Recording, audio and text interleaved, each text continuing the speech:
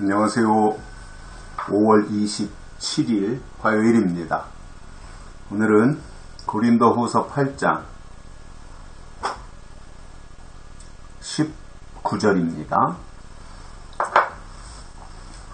이뿐 아니라 저는 동일한 주의 영광과 우리의 원을 나타내기 위하여 여러 교회의 택함을 입어 우리의 맡은 은혜의 일로 우리와 동행하는 자라. 아멘.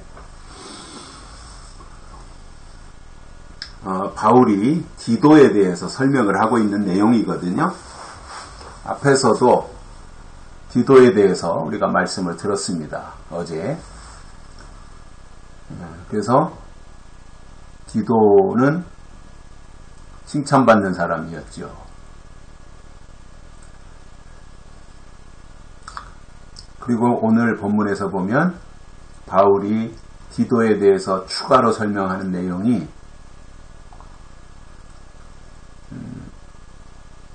바울 일행이 추구하는 것과 디도가 추구하는 내용이 같다는 거지요. 이게 틀리면 문제가 있는 거잖아요. 바울이 하는 말이 틀리고 디도가 하는 말이 전혀 다르다. 그러면 문제가 있는 거죠. 그거는. 그런데 바울이 한 말과 디도가 하는 말이 같아요. 그래서 동일한 주의 영광을 나타내는 그 역할을 디도가 하고 있다는 것이고요. 뿐만 아니라 바울 일행이 원하는 것을 나타내는 사람이었어요. 그러니까 이게 서로 필요한 부분을 충족시켜주는 거잖아요. 바울이 원하는, 바울의 일행이 원하는 것을 나타내고 또 그것을 증거하고 증명하고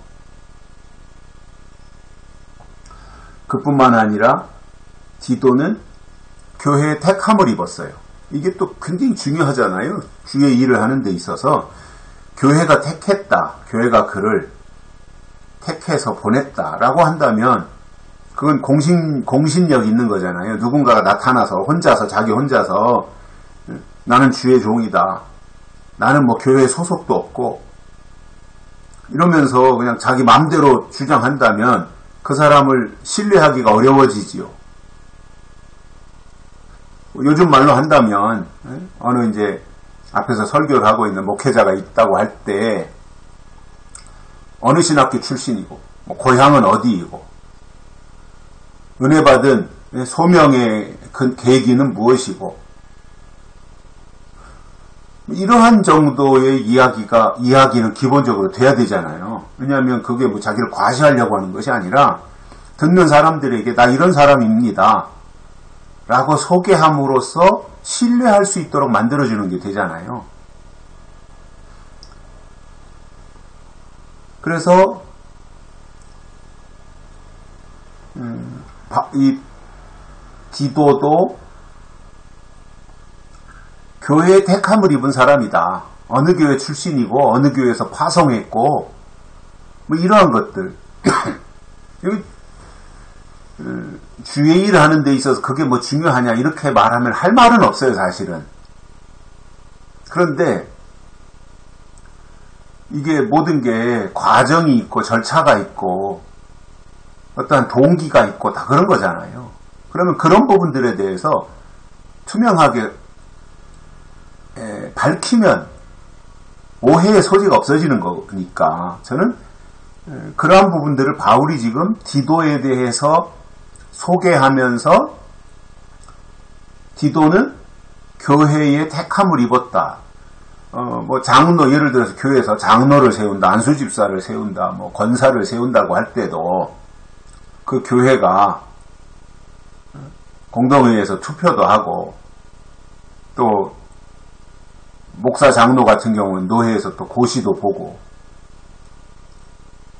그런 과정과 절차를 거쳐서 최종적으로 이제 합격하면 임직을 해서 직분을 주는 거지 않습니까? 그래서 그 이후로는 어느 교회 장로님이다. 어느 교회의 권사님이다.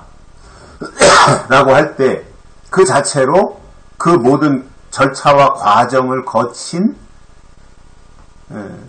직분을 가지고 있구나라고 하는 것을 신뢰하게 되는 거잖아요. 그런데 그런 것은 전혀 공개하지 않고 나는 장로다. 그러면 어느 교회 출신이냐? 뭐 그러면 그거에 대해서 말하지 않는다든가. 뭐 이렇게 되면 그거는 문제가 되는 거잖아요. 의혹을 주는 거잖아요. 사람들의 의심할 거리를 주는 거잖아요. 그 전에 제가 30대 초반에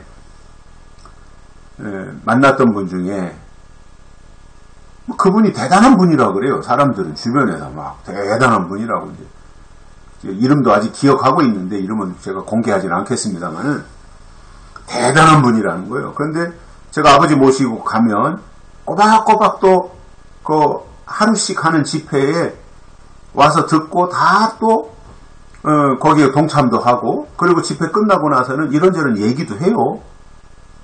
근데 그분이 장로라는 거예요. 그런데 도대체 언제부터 신앙생활을 했고 어느 교회에서 장로 직분을 받았고 이런 것에 대해서 일절 말을 안 하는 거예요. 그러니까 이제 의심을 하는 거죠. 아, 저분이 공개 안 하는 건 뭔가 문제가 있다. 어디 이상한 데서 있다가 나와가지고 장로라고 하는 거 아니냐. 뭐 학벌도 별로 없다 그러고 뭐 초등학교 나오고선 했다고 하고 그건 뭐 그렇게 중요한 건 아니지만 그런 분들도 얼마든지 하나님의 일 하는 데는 아무 문제는 없지만 그래도 기본적인 것들에 대해서는 얘기를 본인이 밝혀야 되는데